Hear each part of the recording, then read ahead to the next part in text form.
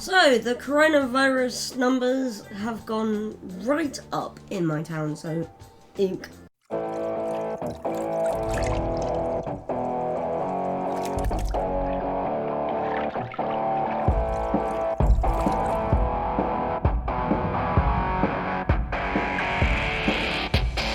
Hey guys, welcome back to the show, welcome back to the diary. So yes, not as much corona talk on this channel because it is always nice to have somewhere to go to that's not massively talking about coronavirus, because coronavirus is a very scary thing and a very just talked about topic, and it's nice to have somewhere to go to forget about it for a few minutes and to just relax and take your mind off it. However, with the UK going back into lockdown, Boris Johnson turning around going, Cornwall doesn't necessarily have to go into lockdown because Cornwall had the fewest numbers during the springtime, so Cornwall's fine. But most of Cornwall turned around and went, nah, we're going into lockdown too. If the rest of the UK is going into lockdown, we want to as well, because there's no point in us going around and spreading the virus everywhere just for us to go into lockdown again anyway. So we went into lockdown as it was, and in my town there is more numbers than there were, and they're going up. So yeah, that's not good, that's not helpful. But it also means that people need to be a little bit more careful as well. If our numbers are going up, then that means people are not looking after each other properly, or people are not doing as they're supposed to be doing. And given the government's guidelines, it's not entirely... I mean, it's hard to explain, but this is not a surprising thing to me, because the government guidelines are things like social isolate, social distance. If you have symptoms, isolate yourself. What about if you have it but you don't know you don't have any symptoms because you're asymptomatic, which means you don't show symptoms? What about those people? They don't know they've got it. They can't isolate. They can't socially distance. Which is kind of why we're going into lockdown. It's like we have to isolate.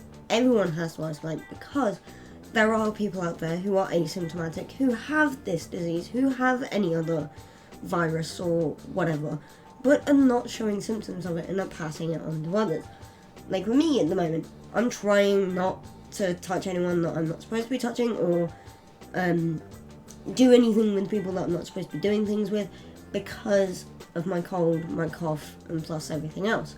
Now, my cold and my cough has got nothing to do with coronavirus.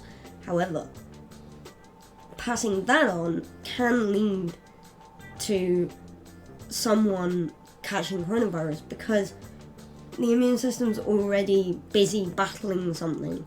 So, for me to give them this and then coronavirus come catch them, yeah, they're gonna kind of get coronavirus really easily. But no, that's enough of coronavirus talk. Just everybody be careful. I have a new hoodie to show you guys. Now, I saw this hoodie on Wish.com. Now, there's a bit of talk going around about Wish, how they are pathetic, they are not what they say they are or anything like that. And they're a very risky company. Now, I can see where people are coming from, but it's not 100% true. Wish has always done me quite well. This hoodie is the first time I've not been overly happy with it when it arrived.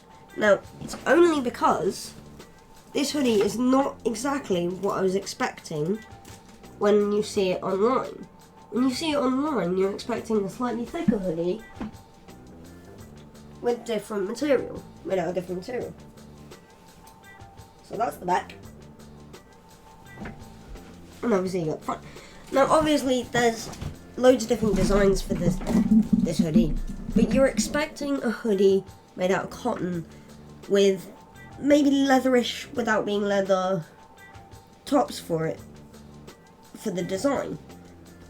I was expecting the red stuff to be raised and the black stuff to be normal, like it would be on the cotton hoodie.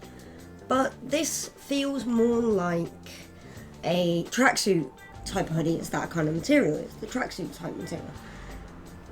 But it's comfy. It fits well. It's a small, but the silly thing about the small hoodie, this is a small man's hoodie, okay? What's it doing with the large hood? Did you really think you couldn't get the design onto a small hood properly? So, stupidity of hoods. But Wish is actually an okay company or an okay site to buy from. You get the same sort of thing for a cheaper price. I mean, friends of mine have turned around and say they get their tech and their gadgets and their electronics from Wish, and they're always good and they're always cheaper than elsewhere. Now, my biggest tip is always to be careful about which technology brand you go for, and don't always cheap out on your technology, because quite often the more you cheap out with technology, the more likely you're going to get something rubbish. The more likely you're going to get something broken, the more likely you're going to get something that will break quickly, and the more likely you are to get a fake. I made this mistake, and I only did it this way because of my mum. My mum is one of those people of, if we can save money by buying a cheaper product, then she'll do it that way. Xbox One, the fat Xbox Ones, not the Xbox One S, they require a separate power brick, the transformer, to be able to power it properly. Unlike the PS4 doesn't need a transformer. So we buy this knockoff non-Xbox One from Wish. It's noisy as anything. So tap, shut up, stops the noise. However, there's no protection inside that brick for that act in terms of stopping the fan being disconnected. So the fan got disconnected in my slapping of shut up, you noisy piece of rubbish, you noisy piece of crap. So literally it went bang. Yeah, no good. Which is why that my tip is try not to cheap out on electronics and try and go for the proper brand stuff. Yes, you're paying a little bit extra. Yes, sometimes you are paying a little bit extra just for the name. However, you're also paying for quality. Now, Microsoft have been pretty good for technology in the sense of it works. However, when it comes to Xbox, the new Xbox, I've heard stories of some people where the newest Xbox is, for some people, and this is very rare, their new Xboxes haven't worked. They're brand new, perfectly fine, but they're broken, default. They are faulty, not default. And how on earth did they make it through the production line?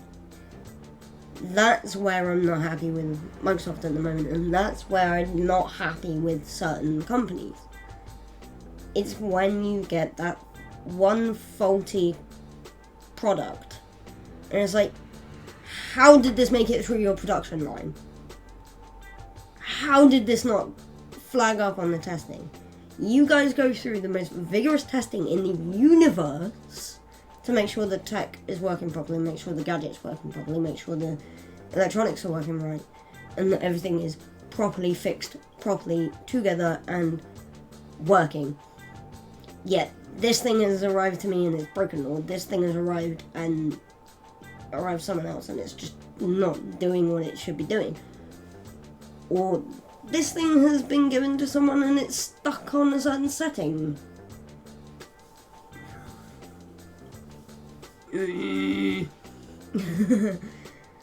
But no, that's none of that. So that's kind of it today. Coronavirus kicking up a storm, and new hoodie along with Microsoft. Ugh. Microsoft is okay. It's a good company. It's just management's not the best in my eyes. Yeah, you guys messed up with Mixer. I'm still butthurt. But no, that's it from me today, guys. I'll see you tomorrow. See ya. Put a little bit of shit, put a little bit of shit, put a little bit of shit, get a little bit of gasoline. Welcome to another crime scene. Get a little bit of gasoline. Welcome to another crime scene.